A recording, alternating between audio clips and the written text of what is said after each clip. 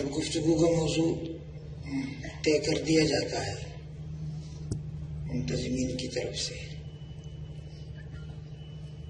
تو اس میں آسانی بھی کافی ہوتی ہے اور مشکل بھی آ پڑتی ہے۔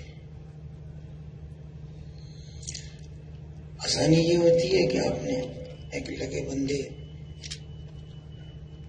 راستے پر چلنا ہے،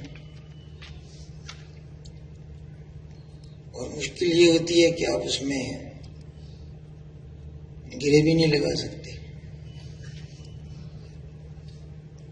اب ہم کوشش کریں گے کہ اس آسانی سے فائدہ اٹھائیں اور اسی مشکل کے اندر کوئی راستہ تلاش کریں۔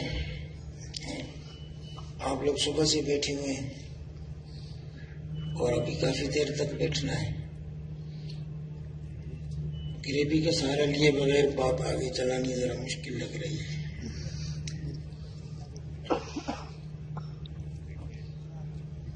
موضوع آج کا ہے ترکی میں اصلاح پسندوں کی تحریک، ان کی کامیابیاں اور ناکامیاں۔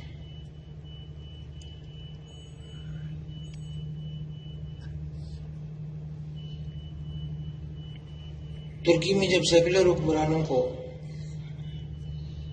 حکومت سپرد کی گئی تھی تو اس کی شرائط بڑی سخت تھی۔ ان حکمرانوں کے لیے نہیں جو ترکی کے زمام کار اپنے ہاتھ میں لے رہے تھے، سخت ان کے لیے نہیں تھی، سخت ان عوام کے لیے تھیں جو 600 سے 800 سال تک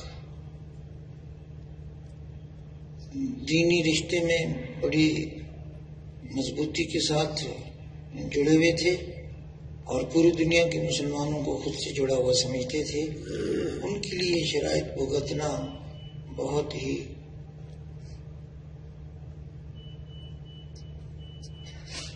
جان گداز، جان لیوا قسم کا مرحلہ تھا۔ ان شرائط کے نتیجے میں ترکی میں نہ مذہبی روایات باقی رہ گئی تھی اور نہ ان کی اپنی تہذیبی روایات تھی، کچھ باقی نہیں رہا تھا۔ اجنبی نظریات، اجنبی ثقافت ان پر مسلط کر دی گئی تھی، اور یہ بہت مشکل دن تھے کہ ایک آدمی بالکل آسمان سے زمین پر دے مارا جائے۔ کہاں اتنی بلندی اور کہاں پاتال کی گہرائیاں، کہاں انسان کا کوئی بھی سانس بغیر روحانیت کے نہ گزرے، اور کہاں یہ حال کہ مادیت پرستی کی ایسی جبری بندش کہ آدمی پھڑک بھی نہ سکے۔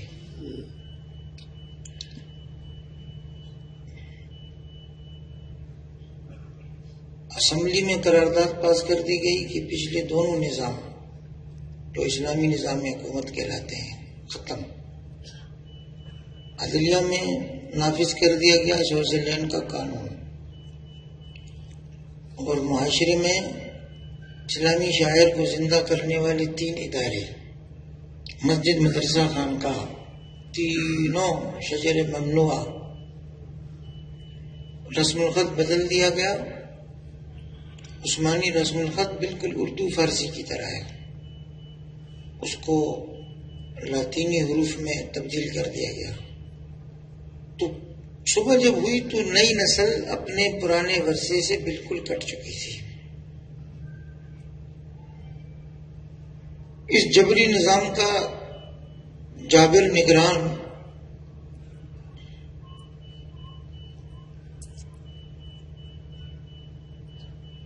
وہاں کی فوج کو بنا دیا گیا،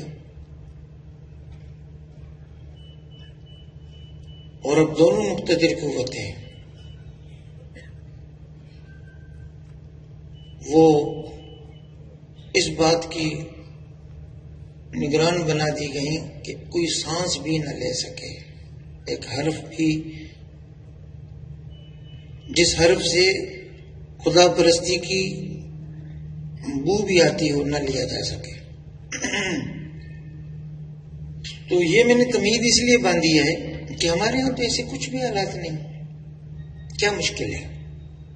اگر وہ لوگ اتنے سخت ترین ناموافق حالات میں سے دوبارہ سر ابھار سکتے ہیں، دوبارہ نکل سکتے ہیں، دوبارہ ان کا شجرہ طیبہ جو ایمان کا پودا انسان کے دل میں، مسلمان کے دل میں ہوتا ہے، دوبارہ برگبار لا سکتا ہے، یا کم از کم موسم بہار کے آثار دوبارہ اس پر دکھائی دے سکتے ہیں کہ کمپنی پھوٹ رہی ہیں، نئے نئے سبز پتے نکل رہے ہیں. اگر وہاں ایسا ہو سکتا ہے تو ہمارے یہاں کیا مشکل ہے؟ بس یہ میں نے تمہید اس لیے بات دیا. اب میں اصل بات پر آتا ہوں کہ ترکی میں اصلاح پسندوں کی جو تحریک چل رہی ہے، اس کا آغاز ایک موٹر کی ایجاد سے ہوتا ہے کہ وہاں ایک جینیس قسم کا انجینئر تھا، غیر معمولی طور پر ذہین اور غیر معمولی خداداد صلاحیتوں کا حامل. اس کو جرمنی کی ایک کمپنی نے دعوت دی کہ ہمارے یہاں آؤ، یہ موٹر ڈیزائن کر کے دو. یہ جب جرمنی گیا تو اس نے دیکھا کہ موٹر تو میں نے ڈیزائن کرنی ہے اور اس کو بنانا میں نے ہے، تو میں ان کو کیوں بنا کر دوں کہ یہ دگنی قیمت پر واپس ہمیں بیچیں گے، تو میں اپنے ملک میں کیوں نہ بناؤں.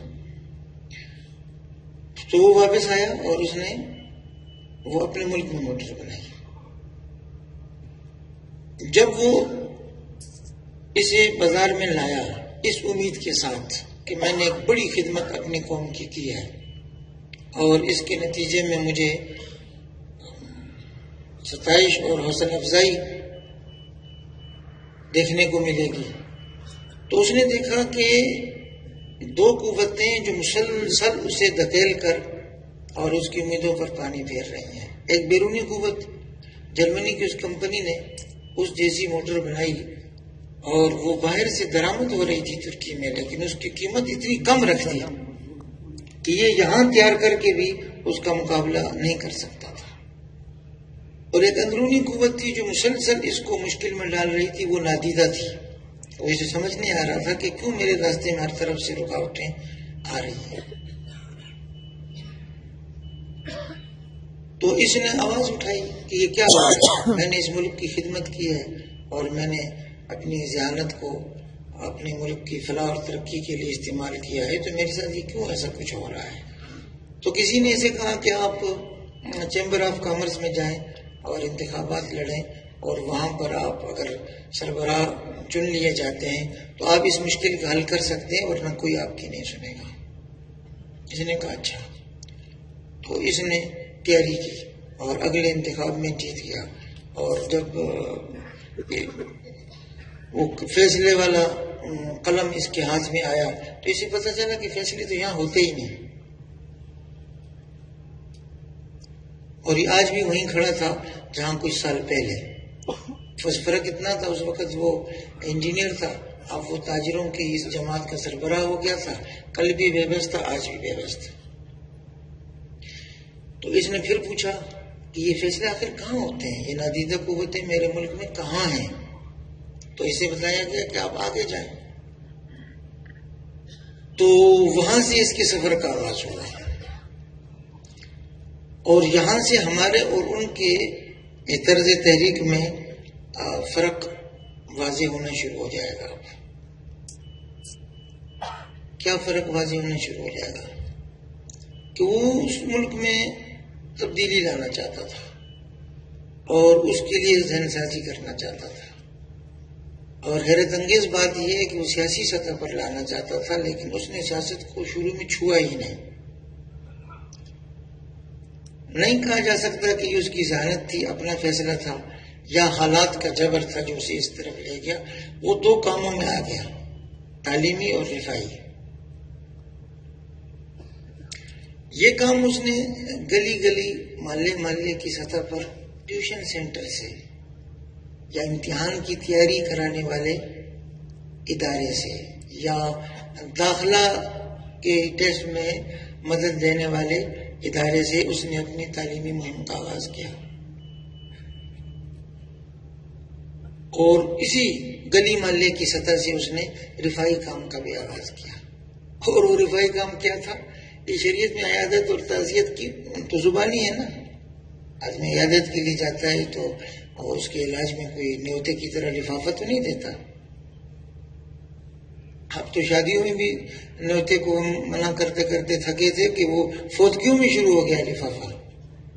اس دن کسی نے سوال پوچھا تھا کہ کسی کے تعزیت کے لیے جاتے ہیں تو لفافہ دیتے ہیں اور وہ رجسٹر میں لکھا جاتا ہے اور بعد میں جوابی لفافہ کا تقابل کیا جاتا ہے کہ وہ کس حد تک جاندار تھا۔ جی تو تعزیت اور عیادت جو شریعت میں ہے وہ تو منہ کے سے کہے ہوئے چند لفظ ہوتے ہیں،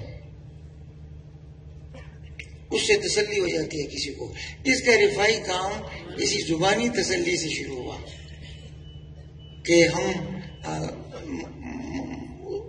محلے محلے میں چلے جاتے ہیں اور وہاں کے نوجوانوں کو جمع کرتے ہیں کہ اپنے محلے کی سطح پر کام شروع کرو، ان کی چھلانگ اور لمبا فاصلہ نہیں، بہت بڑا قدم نہیں، اپنے محلے کی سطح پر کیا شروع کرو۔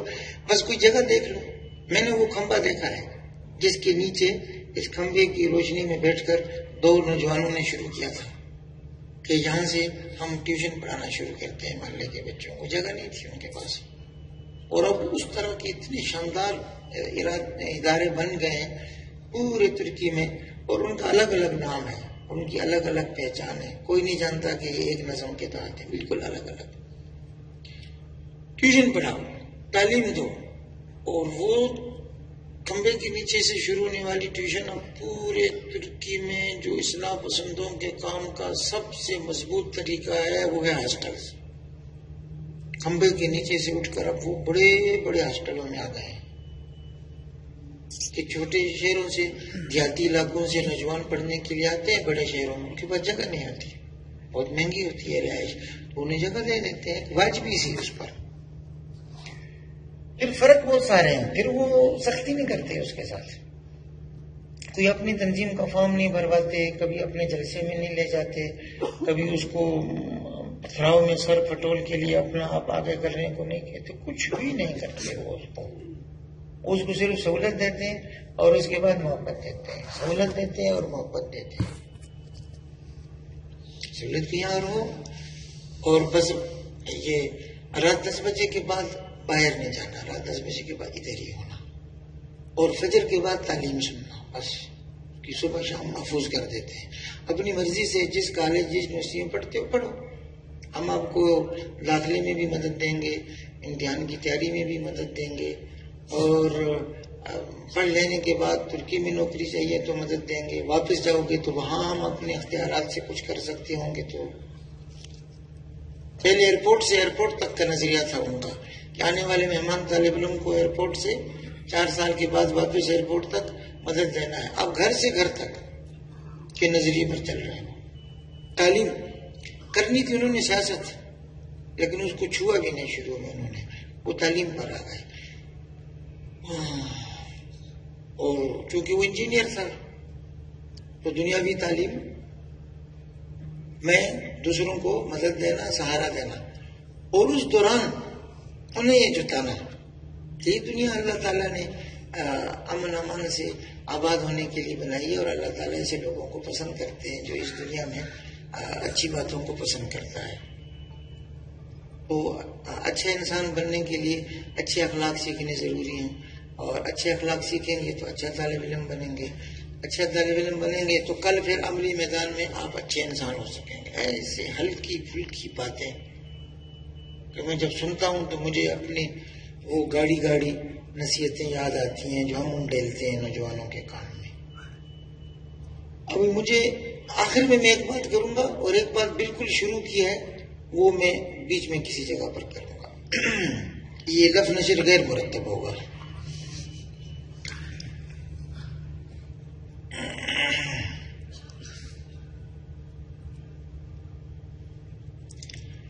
میں اس بات پر بڑے عرصے سے حیران تھا اور ابھی بھی حیران ہوں، اور اس حیرت میں آپ کو شریک کرنا چاہتا ہوں کہ ہمارے یہاں یہ جو اصلاحی محنت ہے نا، کسی کا دل تبدیل کرنا،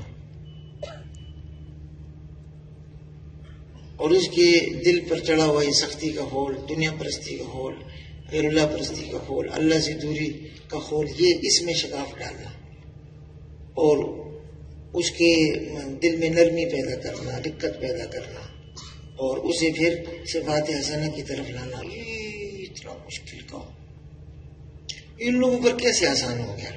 یہ راز مجھے بعد میں پتہ چلا تھا، اس لیے میں آپ کو شروع میں نہیں بتا رہا ہوں، بعد میں بتاؤں گا۔ تعلیم کے ساتھ ساتھ تبدیلی لانے کے لیے ان کے پاس کوئی اور راستہ نہیں تھا رفائی کام کے علاوہ، تو انہوں نے رفائی کام شروع کر دیا۔ جس طرح تعلیم کاموں کے لیے خرچہ ورچہ نہیں تھا، پڑھا لکھا آدمی تھا نا، تو اس نے پڑھانا تھا، یعنی وقت دینا تھا، خرچہ تو نہیں کرنا تھا۔ خرچہ تو بچوں کے والدین نے آہستہ آہستہ کیا، ارے بھائی یہاں کیوں بیٹھے ہو کمرے کے نیچے، ادھر آ جاؤ، ہماری بیٹھک میں آ جاؤ، 4 اور بچے بھی جمع کر لو۔ اس نے ان کو یقین دلا دیا، اس کے شاگردوں نے یقین دلا دیا، اس سے وابستہ تمام نوجوانوں نے یقین دلا دیا کہ ہم آپ کے لیے ہر اعتبار سے مفید ہیں اور ضرر کسی طرح سے بھی آپ کو ہم سے پہنچنے کا کوئی احتمال نہیں، یقین دلا دیا کہ ہم بے ضرر لوگ ہیں لیکن انتہائی مفید لوگ ہیں آپ کے لیے، ہمارا بالکل دور دور تک کوئی مطلب ہی نہیں ہے۔ کوریت کر اور بھانپ کر کوئی اندازہ لگانا چاہے کہ ان کا کیا مطلب ہے، بھائی کیوں ہمارے بچوں کو پڑھا رہے ہیں، نہیں جان سکتا تھا کیونکہ ان کا کوئی اور مطلب تھا بھی نہیں اور تھے بھی سمجھدار۔ پڑھانا ہے، جو ہم نے پڑھا ہوا آپ کو پڑھا رہے ہیں۔ شام کا وقت ہمارا بھی اچھا گزرے، آپ کا بھی اچھا گزرے، تو محلے کے بڑوں نے کہا ادھر آؤ نا، پھر میں نے خود وہ ادارے دیکھے، اتنے ترقی یافتہ،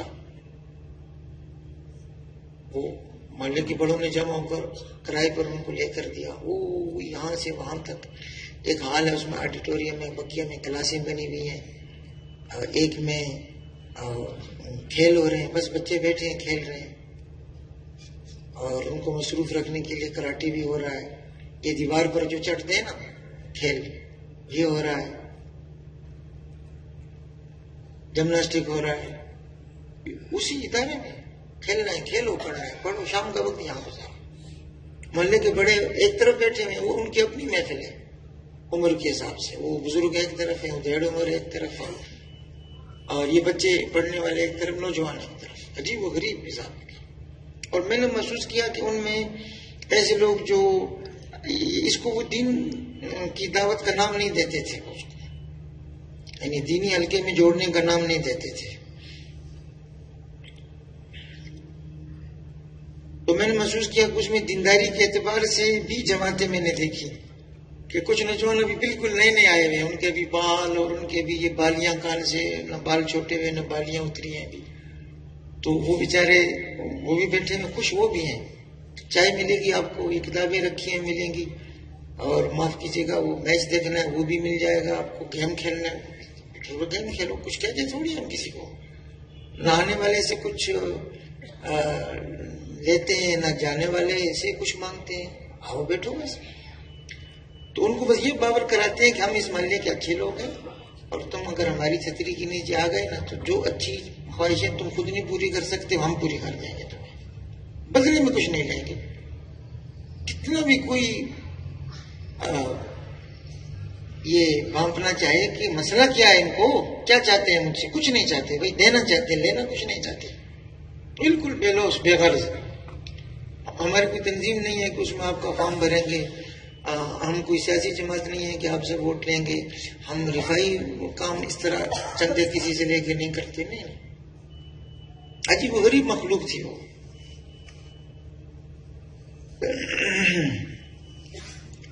تعلیمی کام بہت اوپر چلا گیا ان کا، اور وہ رفائی کام وہ چھوٹی چھوٹی جماعتیں اپنے اپنے محلے میں، جیسے اب یہ ساتھی آئے ہوئے نا، یہ اپنے اپنے جہاں امام ہے وہاں، جہاں مدرس ہے وہاں ایسا شروع کریں۔ میں جب وہاں کا یہ کام نہیں دیکھا تھا تو میں یہ کالج کے نوجوانوں کو اور یہ شہری بچوں کو بالکل وقت نہیں دیتا تھا، میں ویسے بھی مردم بیزار آدمی ہوں، آپ لوگ گریبیوں سے ایسے نہ سمجھا کریں کہ کچھ خوش مزاجی کی رمق بھی ہے، میں بہت مردم بیزار ہے، بالکل میں وقت نہیں دیتا تھا، تنگ ہوتا تھا، دل نہیں چاہتا ایسے۔ تو جب میں نے وہاں یہ دیکھا تھا، آپ یقین کریں کہ اس کے بعد مجھے کوئی نوجوان ملے سے کم از کم میں اس کو سلام اچھی طرح کر کے، کندھے پر اچھی طرح ہاتھ رکھ کے، گرم جوشی سے ہاتھ ملا کے کچھ نہ کچھ ایک دو لفظ یہ کہنے پر میں مجبور پاتا ہوں خود کو، کیونکہ اسی سے سارا ماحول بنا ہے۔ پھر وہ رفائی کام پر آ گئے۔ رفائی کام کا مطلب کہ ہمارے محلے میں کوئی چیز ٹوٹی ہوئی ہے اور ہم اسے صحیح کر سکتے ہیں خود، یا ہمارے محلے میں ہم دیکھتے ہیں کہ 3 طرح کے لوگ ہوتے ہیں، امیر ہوتے ہیں، خوشحال ترقی یافتہ، درمیانے ہوتے ہیں، اور پھر مدد کے مستحق لوگ ہوتے ہیں۔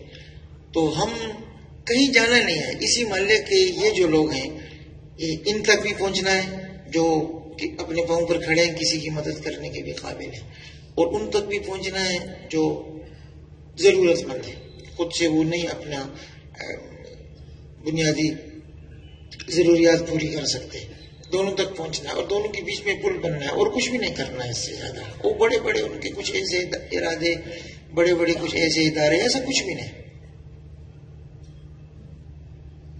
یہ 2 نہج تھے ان کے کام کرنے کے، اور اب وہ تعلیمی اعتبار سے یہاں جا پہنچے ہیں کہ بڑے بڑے شہروں میں بڑی بڑی عمارتیں ان کے پاس ہیں کرائے پر، اور وہ طلباء کو دیتے ہیں رہائش کے لیے، سارا کام ان کا ہاسٹل سے اٹھائے۔ اور دوسرا نا یہ رفائی تھا کہ یہ تو پڑھا لکھا طبقہ ہے نا قوم کا، اور یہ آگے جا کر یہ پہنچ جائے گا جو اپنی زندگی میں ترقی کرتے کرتے کسی بھی ایسی جگہ پر جہاں اس کو کچھ اختیار کسی بھی حد میں اس کے پاس آ جائے گا، تو اس وقت اس کے ساتھ کسی نے اتنی ہمدردی کی ہو کہ اسے پھر انسانیت پر رحم آئے، خاص کر ان لوگوں پر جو اس کو اس لیے آگے بڑھا رہے تھے کہ یہ دوسروں کو آگے بڑھائے۔ یہ خود بخود اس کے لاشعور میں موجود ہے، نکالا نہیں جا سکتا۔ اس سے زبان سے ایسا کہا نہیں گیا تھا کہ جب تم کسی منصب پر پہنچ جاؤ تو پھر تم ہمارے لیے یہ مفادات کا ذریعہ ہو گیا، ایسا بالکل نہیں تھا، لیکن اس کے اندر یہ چیز اتر چکی ہے کہ اس طرح سے میں گرا پڑا تھا اور مجھے سہارا چاہیے تھا، مجھے بیٹھک چاہیے تھی، سیدھی سی بات ہے، شام کا وقت گزارنے کی نشست چاہیے تھی، مجھے ہمجولی چاہیے تھے، سنگت درکار تھے، وہ ان لوگوں نے دیے، اور مجھے اس وقت تک یہ ایسا ماحول دیتے رہے کہ جب تک میں اب خود دوسروں کو ایسا ماحول دینے کے قابل نہیں ہو گیا، یہ اس کے اندر اتر چکا ہے، رچ بس گیا ہے۔ ادھر سے رفائی کام میں جا پہنچے، بہت آگے جا پہنچے، دنیا کی سب سے پورے عالم اسلام میں سب سے بڑی رفائی تنظیمیں انہی لوگوں کی ہیں، سب سے زیادہ رفائی کام یہ انہی لوگوں کا ہے۔ جیسے کہ قربانی سب سے زیادہ ہوتی ہے نا حرم شریف کے بعد کراچی میں، تو یہ تعداد میں بہت زیادہ ہے، اور معیار میں اگر آپ زیادہ دنیا میں معلوم کرنے کی کوشش کریں تو وہ استنبول میں بہت زیادہ ہے، بہت اعلیٰ درجے کا جانور، اعلیٰ درجے کا جانور، جیسے قربانی وہاں بہت زیادہ ہے۔ اس طرح رفائی کام وہاں ان میں رچا بسا ہوا ہے، اور عجیب و غریب صورتحال ہے۔ میں ایک ادارے میں گیا جو اقتصاد اسلامی کے حوالے سے معروف تھا، تو وہاں کچھ یہ پاکستان سے ہمارے اکابرین گئے ان کے لیے وقت لینے کے لیے، تو میں گھومتے گھومتے وہاں ایک درسگاہ میں چلا گیا، دروازہ جب کھولا تو میں کیا دیکھتا ہوں کہ یہاں سے وہاں تک 30-40 افریقی بچے بیٹھے ہوئے پڑھ رہے ہیں۔ میں حیران ہوا کہ ابھی وہاں وسط ایشیا کے تھے، اور وہاں فلپائن والے تھے، فلپائن پر بڑی توجہ دیتے ہیں، اور یہ اب افریقی بچے۔ تو گھوم پھر کر جب ہم دفتر میں پہنچے تو میں نے ان سے رہا نہیں گیا، مجھ سے میں نے ان سے پوچھا کہ یہ اتنے بچوں کو پڑھا کے کیا کریں گے آپ؟ اور ان کی پڑھائی کے اخراجات بہت زیادہ وہ ہوتے ہیں، یعنی ان کے معیار بہت اعلیٰ ہے، رہائش کا معیار بہت اعلیٰ ہے، کھانے پینے کا معیار بہت اعلیٰ، قیام طعام تعلیم علاج ہر چیز کا معیار بہت اعلیٰ ہے، خرچ بہت کرتے ہیں۔ اتنا کیوں خرچ کرتے ہیں، کیا کریں گے؟ تو بے تحاشا اس کے اندر سے وہ لفظ نکلا جو میں نے ابھی عرض کیا نا کہ ان کے اندر رچ بس گیا ہے رفائی کام، اور رفائی کام کے بغیر انہیں چین نہیں آتا، اور یہ زندگی کا لازمہ ہے، دینداری کا لازمہ ہے، ان کی تحریک کا لازمہ ہے. وہ تحریک آگے جو سیاسی تھی وہ ابھی ہم نے چھوئی نہیں ہے. تو اس نے بے سختہ کہا، اس نے کہا بس اضافی دولت کا اس سے اچھا کیا مصرف ہوگا. ایک انسان کے پاس اس کی ضروریات سے زائد جو دولت ہوتی ہے، تو ہمارے دیندار لوگ کیا کرتے ہیں عام طور پر، عمرہ کر لیا، حج کر لیا، اور پھر اور بھی کر لیا، اس کے بعد انہیں سمجھ نہیں آتا کہ کیا کریں. ان لوگوں کا وہ والا ذہن ہے، یہ سلونا کا ماضا ان کو لے لاف ہوا. سارے اصلاح پسند ایسے نہیں ہیں، لیکن ان کی اکثریت یوں ہی ہے، عمومی مزاج ان کا یوں ہی ہے. میں کسی مبالغے کے بغیر عرض کر رہا ہوں.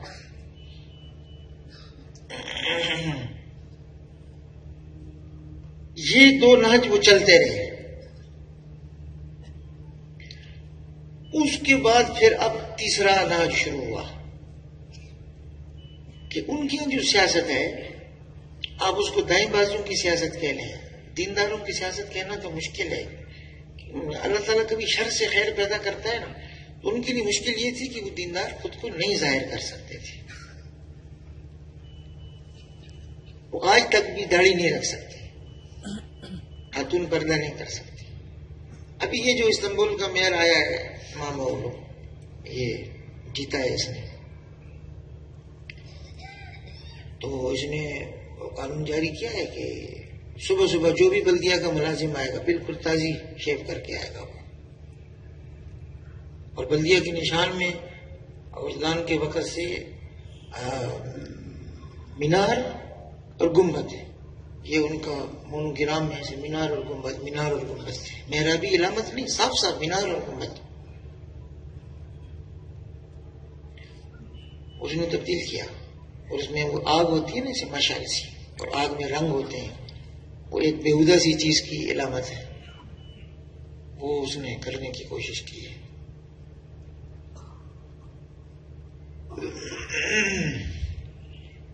تو بعد میں یہ کر رہا تھا کہ وہاں پر اب وہ تیسرے منہج پر آئے.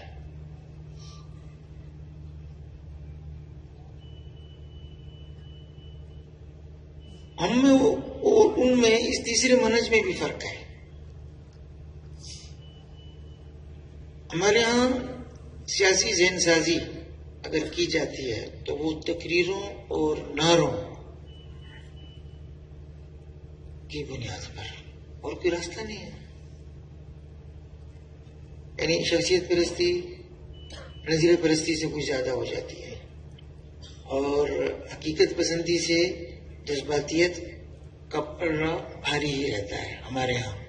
وہاں ایسا نہیں ہے. نعروں اور تقریروں سے نہیں وہاں سیاسی ذہن سازی ہوئی یا لوگ جڑے ان کے ساتھ، ایسا نہیں تھا. یہ بالکل عوامی سطح پر جا کر. اچھا، ایک اور نہج بھی نہیں تھا سیاست میں. کمرے میں بیٹھ کر لکھنے والا، بہت اچھی اچھی تجاویز بنا کر دینے والا. یہ جو ابھی یہ داؤد گل کیا نام تھا، یہ اس کو جو اردگان نے ہٹایا نا، اس وجہ سے کہ یہ بہت اچھا پروفیسر تھا، بہت اچھا لکھنے والا، بہت اچھا بولنے والا، تنظیمی اجتماعات میں مجمع لوٹتا تھا، لیکن یہ گلی محلے کی سیاست سے واقف نہیں تھا کہ عام آدمی کی کیا نفسیات ہیں، اور وہ کس طرح سے اپنے کس شکل میں، کس رویے میں، کن اخلاق سے متصف دیکھنا چاہتا ہے اپنے قائد کو. یہ اس کا اندازہ نہیں تھا. یہ کتابی اور قلمی سیاست کا ماہر تھا. یہ دونوں نہیں چل سکے وہاں، اور ان کو نہیں پسند کرتے، وہ اس کو بھی ہٹا دیا انہوں نے. وہاں ان کا نہج یہ رہا کہ بالکل دروازے دروازے پر جا کر، جہاں جہاں جا کر آپ نے تعلیمی کام کیا، جہاں جہاں آپ نے رفائی کام کیا، وہاں وہاں اب اس کو آپ ذہن دیں کیا کہ آپ تعلیم حاصل کر کے اچھی موٹر بنا لو گے تو اپنے ملک میں بھی نہیں بکے گی.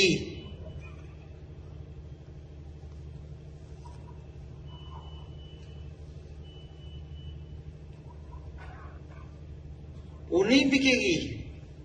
دونوں طرح کی نادیدہ قوتیں، بیرونی بھی اندرونی بھی، وہ اپنی مٹی کی پیداوار کو پنپنے نہیں دیں گے،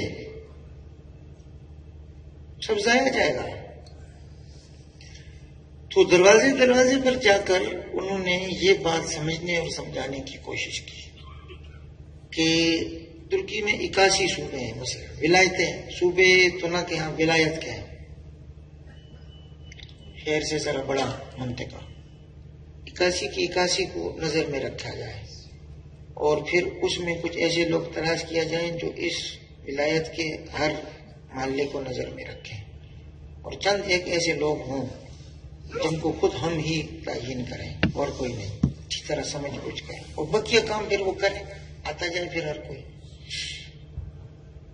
تو دروازے پر جن کو جا کر ٹیوشن پڑھائی تھی نا، اور جن کو کہا تھا کہ ہمارے محلے میں فلاں اور آپ کے بیچ میں ہم پل بننا چاہتے ہیں، بس اتنا، وہیں پر اب انہوں نے یہ ذہن دینا شروع کیا کہ یہ ساری کوششیں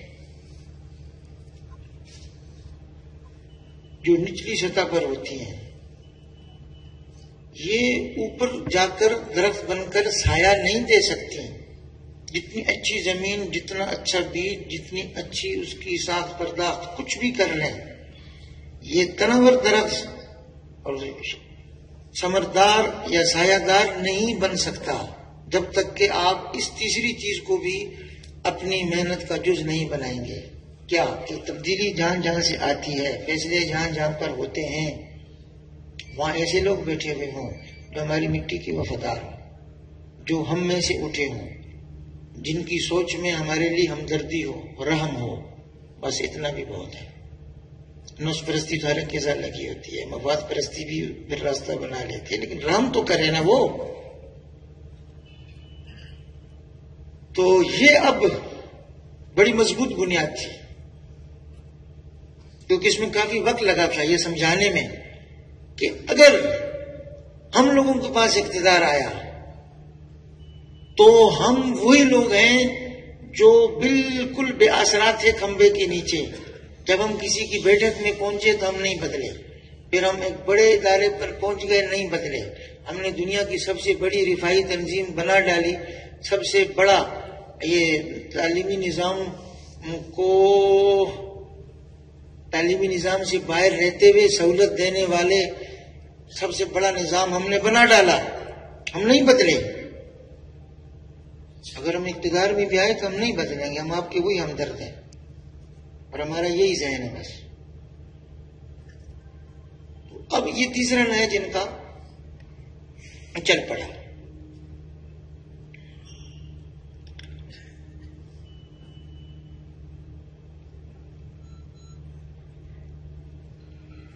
اس راستے میں انہیں بہت قربانیاں دینی پڑی، بہت۔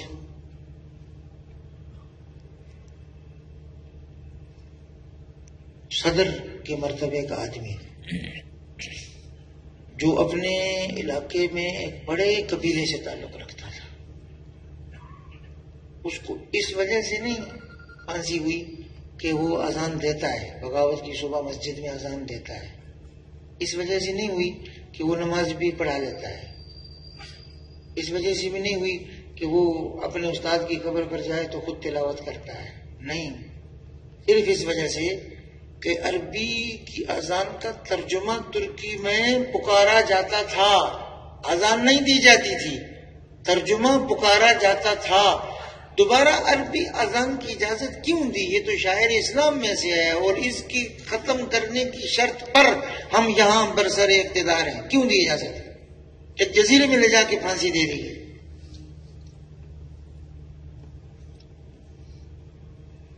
اتنے سخت مشکل حالات میں وہ چلتے رہے۔ اب کہاں کھڑے؟ اب وہ 51 کیا ہوتا ہے؟ دو دھاری تلوار پر ہے، ادھر ختم ہو جائے گی کہانی۔ جس رات یہ استنبول میں ہارے تو اسی سے اگلے دن میں انہی جگہوں پر کیا جو گلی محلے میں بنے ہوئے، ان کا ڈیزائن کیسا ہوتا ہے یہ بھی آپ دیکھیں۔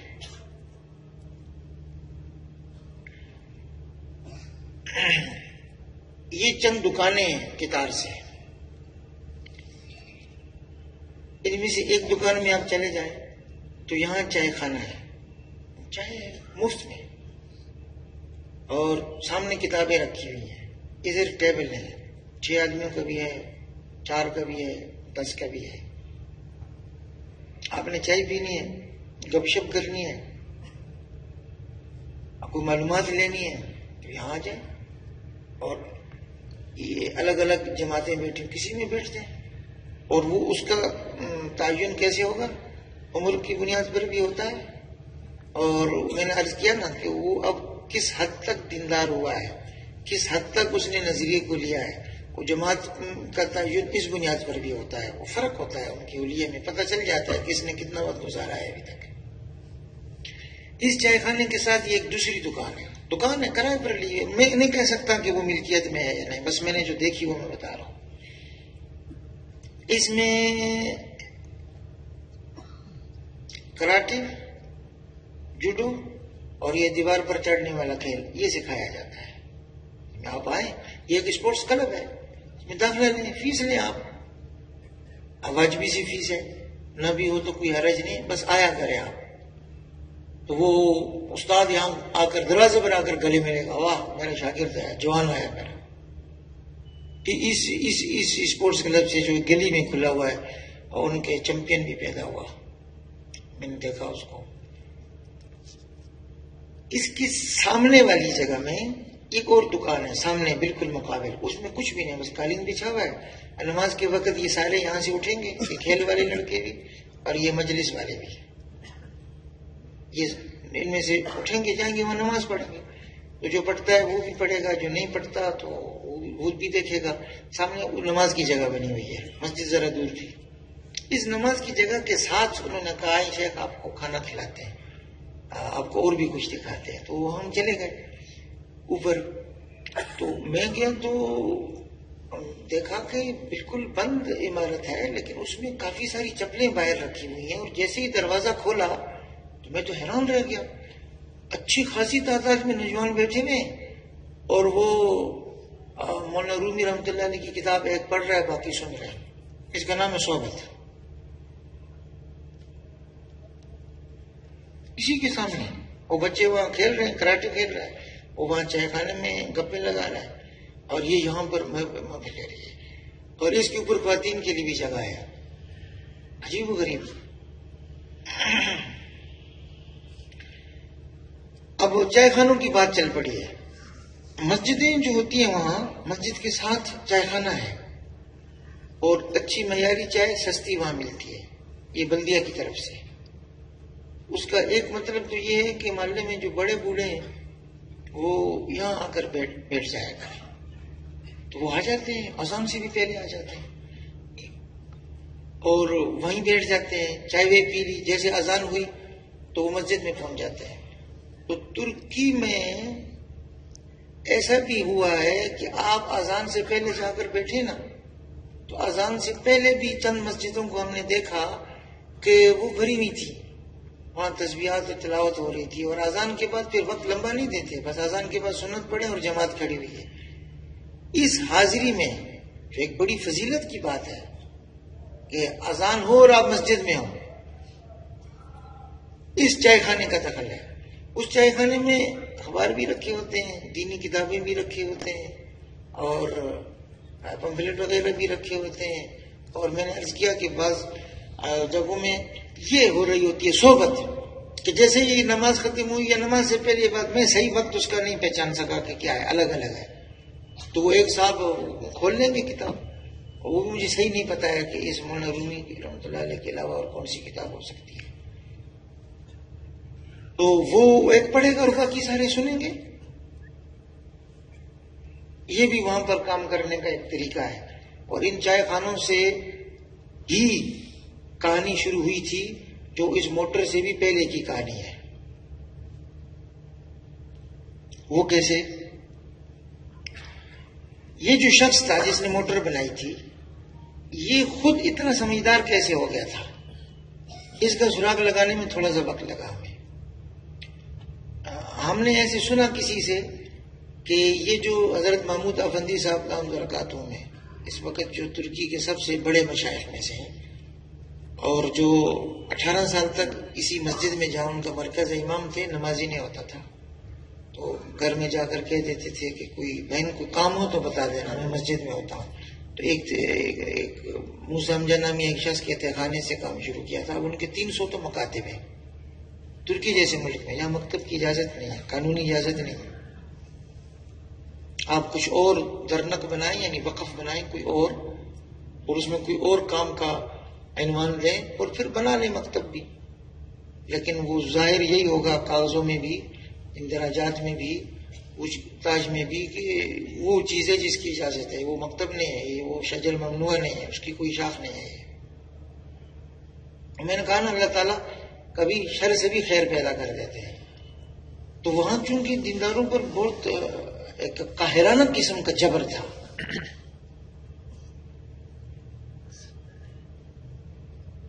تو اس وجہ سے وہاں کام ہوا ہی عام معاشرے میں دینداری کے عنوان کے بغیر.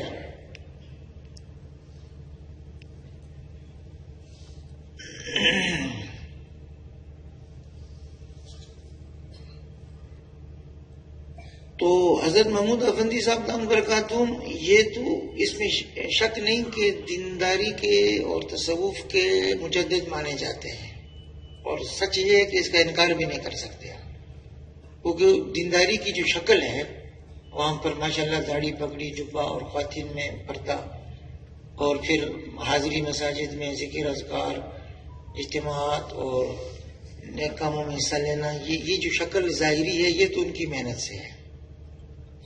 اور بکثرت وہ مکاتب، اور پورے ترکی سے وہ اپنے مجازین کا ایک اجتماع ان کا ہوا تھا، اس میں بھی میں گیا دیکھنے کے لیے. تو وہ پوری ترکی میں پھیلاتے رہتے اپنے سلسلے کو، جو بھی مجاز بنا اس کو بٹھا دیتے ہیں کہ کام کرو. جیسے کہ ازمیر ان کا جو شہر ہے 5 بڑے شہروں میں سے ایک، اور بہت زبردست سخت مزاج قسم کے متشدد قسم کی سیکولرز کا ہے. وہاں آج بھی دینداری کا تصور یہ ہے کہ ہم وہاں نماز پڑھ رہے تھے گھاس پر، اوپر چیخر چلانی ہے تو بتا دیں یار کتنا وقت رہ گیا، 10 منٹ باقی ہیں، ٹھیک ہے.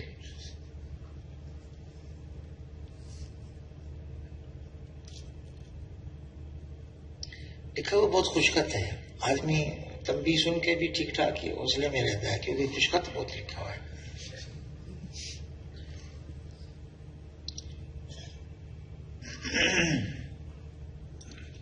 تو وہاں آج بھی دینداری کا یہ حال ہے کہ ہم نماز پڑھ رہے تھے تو ایک نوجوان آ گیا کہ یہاں کیوں نماز پڑھ رہے ہیں، یہ تو شراب پیتے ہیں لوگ، یا نیچے گھاس پر پھینکی ہوگی. میں نے کہا جب یہ سوکھی بھی ہے کچھ نہیں ہے تو نماز تو ہوتی ہے اس پر.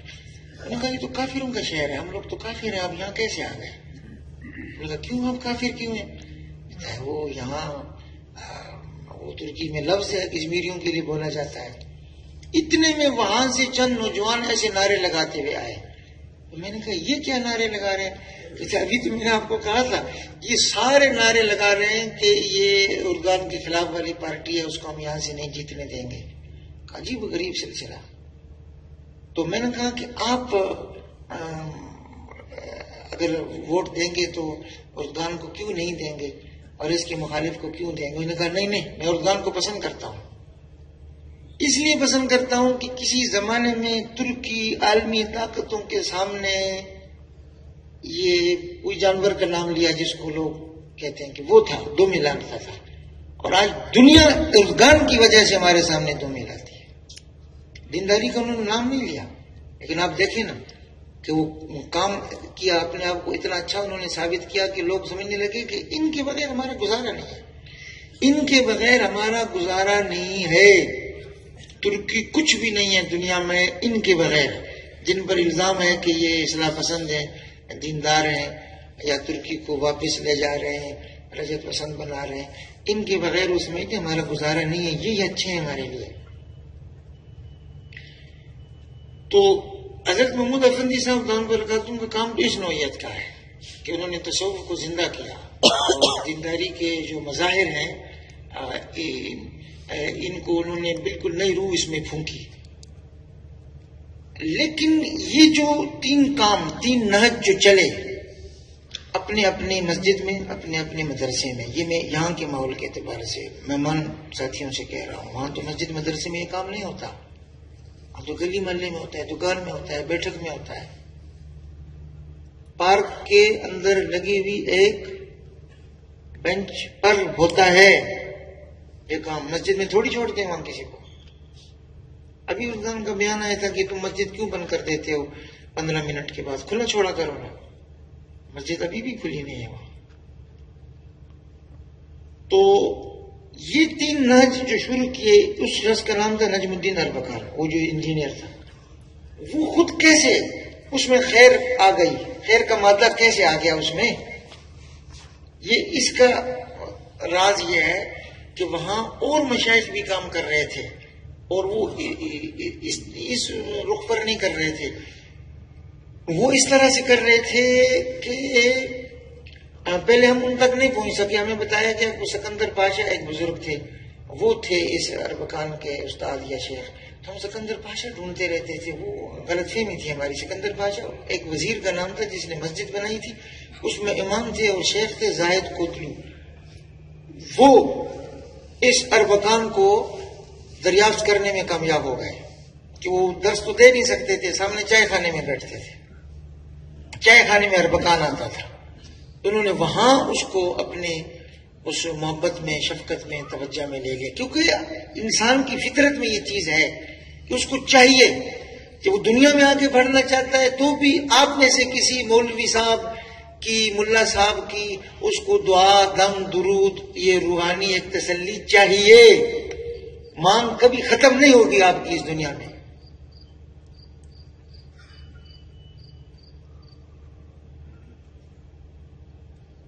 تو انہوں نے دیکھ لیا کہ بڑا قابل لڑکا ہے. کہا جاتا ہے اور کوئی وجہ نہیں ہے کہ ہم اس کو جھٹلا سکیں کہ نماز تو سکھائی، نقشبندی سلسلے کے اسباق بھی سکھائے. لہذا اس اربکان کی 5 وقتہ نماز تو ہے، تہجد بھی کبھی نہیں چھوٹی تھی. پھر اس سے کہا گیا کہ تم اب یونیورسٹی میں کام کرو، اس نہج پر کرو. اب کس نہج پر کرو کہ بس یہ کسی کے ساتھ بیٹھ جاؤ چائے پر تو کوئی اچھی بات کرو، خالی نہیں چھوڑو کسی مجلس کو. تو وہ ان بزرگوں نے اس بندے پر محنت کی تھی کہ اس کو جب ٹھوکر لگی، آنکھیں کھلیں کہ نادیدہ قوتیں وہ ہمیں اپنے فیصلے خود نہیں کرنے دیتی، تو پھر اس نے سفر شروع کیا جاننے کا کہ کیسے ہم اپنے ملک کو بنا سکتے ہیں اور کیسے ہم دنیا میں اچھا وقت گزارا جا سکے، ایسا معاشرہ قائم کر سکتے ہیں. تو پھر اس نے وہاں تک پہنچا جہاں تک فیصلے ہوتے تھے اور واپس آ گیا نیچے گراس روٹ لیول پر واپس آ گیا اور وہاں سے تعلیمی کام کیا، رفاہی کام کیا اور پھر سیاسی کام بڑی ٹھوس بنیادوں پر کیا. یہ سارا کام نہیں کامیاب ہو سکتا تھا جب تک کہ ایک بات نہ ہوتی شروع میں اور ایک آخر میں، جو انشاءاللہ انہی باقی ماندہ 10 منٹ میں گزر جائے گی. نستعلی خط ہے دہلوی، بڑا خوبصورت لکھا ہوا ہے.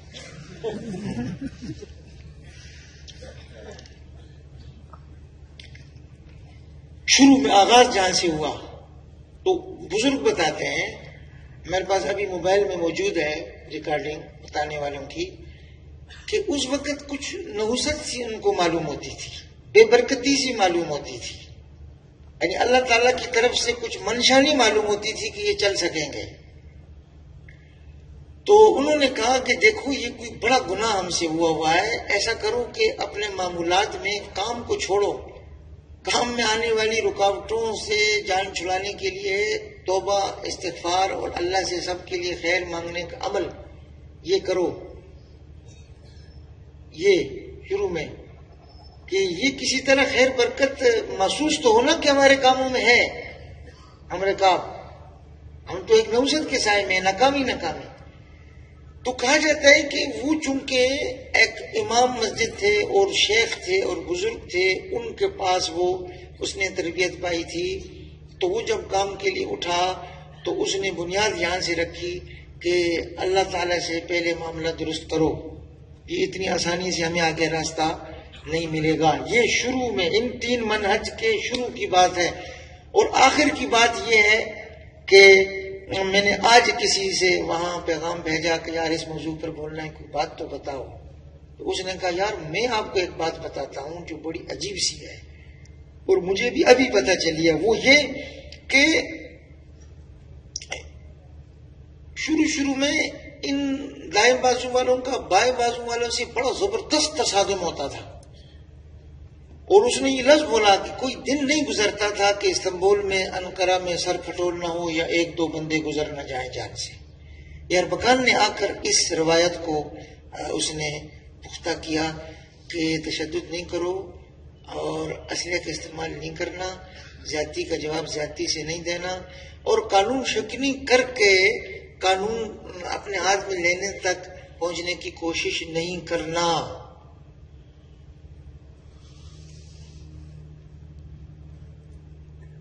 یہ بالکل میں آج کا تازہ ترین مطالعہ بتا رہا ہوں، مسامحہ تازہ ترین بتا رہا ہوں. تو یہ وہ جہاں وہ کام ہوا اور آغاز وہاں سے ہوا، دعاؤں سے، خیر مانگنے سے، صدقہ کرنے سے. ادھر گائے کا صدقہ ہوتا ہے، بڑا گوشت بہت کھاتے ہیں اور گائے کا صدقہ بہت مانا جاتا ہے وہاں کہ دینا چاہیے، بلائیں دور ہوتی ہیں. اور یہ 3 اصولوں پر کام ہوا اور ابھی بھی ایسا ہی ہے وہاں کہ یہ بہت پڑھے لکھے لوگ رفائی کام کرتے ہیں، بہت اچھا رفائی کام کرنے والے وہ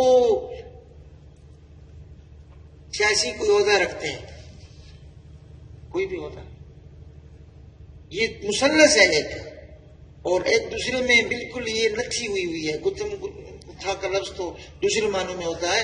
یہ بالکل مربوط ہیں ایک دوسرے سے. یہ تینوں طبقے پڑھا لکھا ہے اور کام آتا ہے لوگوں کے، اور وہ یہ سمجھتا ہے کہ اگر ہم نے یہ فیصلے کا اختیار دوسروں کو دیا تو ہماری محنتیں ضائع جائیں گی. لہذا اچھے فیصلے اس ہماری زمین پر ہوں، اس کے لیے یہ بھی ضروری ہے. اور آخر میں آ کر اس بات کو عرض کیا کہ اربکان نے آ کر اس بات کو اس نے یہ ذہن بنایا کہ اگر تم پکڑے جاؤ نا تو تمہارے خلاف یہ قانون شکنی کی سزا کا کیس نہیں بننا چاہیے، ورنہ ہم تمہیں خود اپنی جماعت سے نکال دیں گے. تو پھر یہ سر پھٹول میں اور اس میں خون بہنے میں کمی آ گئی. اور اب ان لوگوں کی پہچان ہے کہ وہ بہت ایک تو دھیرے دھیرے کام کرتے ہیں اور بڑی مضبوط گہری بنیادوں پر کرتے ہیں. دوسرے کبھی بھی آپے سے باہر نہیں ہوتے. اگلے دن جب انہیں شکست ہوئی تھی تو میں اسی جگہ میں دوبارہ گیا جہاں یہ کام ہوتا ہے. میں نے کہا اب تو بڑا مشکل وقت آ گیا آپ لوگوں کے لیے. 2023 سے پہلے تو راستہ اگلوں نے سمجھ لیا ہے کہ کیسے ہم اپنا صاف کریں گے. ایک بڑا دھچکا نہ ہو. میں کہا نہیں، کچھ بھی نہیں ہوا، ہم کل رات جیسے تھے آج بھی ایسے ہیں. ہم بہت خوش فہمی نہیں تھے اور بڑے جذباتی نہیں تھے، بہت جلدی ہم کچھ چاہتے تھے. اور اس سے بڑے بڑے دھچکے کہ ہم اس میں رہتے ہیں کہ ہوگا ہمارے ساتھ اور بھی ہوگا. ایسا کچھ اتنا نہیں ہوا. یہاں جتنی بھی چیزیں ہو رہی ہیں یہ سب منظور شدہ ہے. یہ اسپورٹس کلب منظور شدہ ہے، یہ لائبریری چائے خانہ یہ بھی منظور شدہ ہے، اور یہ سامنے یہ جتنی بھی چیزیں ہیں یہ بالکل ہم کسی کو اپنا ظاہر نہیں کرتے، نہ کسی سے ہم ایسے کھلم کھلا دشمنی بناتے. نہیں، داڑھی تمہیں رکھنی نہیں پڑتی نا، الگ سے تو ہونا نہیں پڑتا اولیاء میں. ہم تو ایسے ہی رہتے ہیں جس ساری دنیا ہو نہیں سکتے. تو ہم پر ہمارے لیے کوئی بڑا مسئلہ نہیں ہے. بس میں اب اپنی گفتگو ختم کرتا ہوں. بس ایک واقعہ سنا کر، ایک واقعہ کہ کام کیسے کرتے ہیں. ایک صاحب ہیں ترکی میں اور وہ عجیب و غریب آدمی ہے. آپ نے کوئی کام کرنا ہے نا، گھر بنانا ہے یا مدرسہ بنانا ہے، کوئی کام کرنا ہے تو اس کو بتا دو کہ مراد آبے میں نے بھائی کہ یار تھوڑا سا ہاتھ تو بٹاؤ، وہ آ جائے گا. ٹھیک ہے، جاؤ حوالے کرو میرے، کیا مسئلہ ہے، بلدیہ سے منظور کرانا ہے، ٹھیکیدار بڑھانا ہے. یہ میں نے خود دیکھا اسے کہ وہ کئی کام کراتا تھا. اس کے ساتھ ایک جگہ ہمیں بھی جانا ہوا کہ مراد آبی تھوڑا سا کام ہے ہمارے ساتھ، چلو آئے. اب وہ جن 3 نوجوانوں سے کام تھا نا، ہمارا کام مراد آبی بھول گیا. ان کو دیکھتے ہی اس نے کہا اللہ اللہ اللہ اللہ اللہ، میں 450 میل سفر کرتا ہوں. اس نے کہا ایک آدمی سے ملنے کے لیے، یہاں 3 آدمی اکٹھے. تو اب بات کیسے کر رہا ہے ان سے، سنیں آپ. مجھے نہیں پتا ان باتوں کی کتنی وقت ہے، لیکن میں نے یہ کچھ دیکھا تو میں اور کیا بولوں آپ سے. ان سے کہہ رہا آپ کی کتنی عمر ہے؟ تو ایک نے کہا 23 سال. تو اس نے کہا اچھا یہ بتاؤ قرآن شریف کے 23ویں پارے کا کیا نام ہے؟ اس نے کہا مجھے نہیں پتا. انہوں نے کہا دیکھو اب میں آپ یہ پتہ کرو نام ہے اور میں تمہیں کل فون کروں گا اور ہم دوبارہ چائے پر اکٹھے ہوں گے. دوسرے سے پوچھا آپ کی کتنی عمر ہے؟ انہوں نے کہا 27 سال. انہوں نے کہا قرآن کریم کی 27ویں سورت کا کیا نام ہے؟ اس نے کہا نہیں. انہوں نے کہا اللہ کے بندے وہی تو قاضی الحاجات، وہی تو حلال المشکلات، سب تو وہاں سے حل ہوں گی. اس میں سے 12 میں سورہ یاسین ہے بھائی.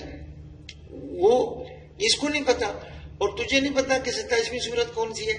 تو ایسا کرو تم دونوں کل میں تمہیں پھر فون کروں گا، ہم کہیں چائے پر اکٹھے ہوں گے اور تم معلوم کر کے آنا اپنی مسجد کے مولوی صاحب سے کہ 23ویں سپارے کا کیا نام ہے، اس میں کون سی سورت سے شروع ہوتا ہے.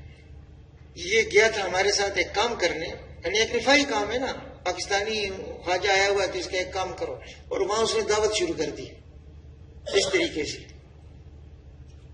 اب ایک گریبی سنا کر بس میں بات ختم کرتا ہوں. بھائی یہ 10 منٹ بات کے تھے نا، گریبی تو اس میں نہیں شامل نا. ایک گریبی سناتا ہوں بس آخری، میں نے جو کہنا تھا وہ سمیٹنے کی کوشش کر لی. اب ایک گریبی سنا کر اجازت دیتا ہوں. اور بات سنو، گریبی کے لیے اجازت کی ضرورت ہوتی بھی نہیں، وہ بغیر اجازت ہوتی ہے.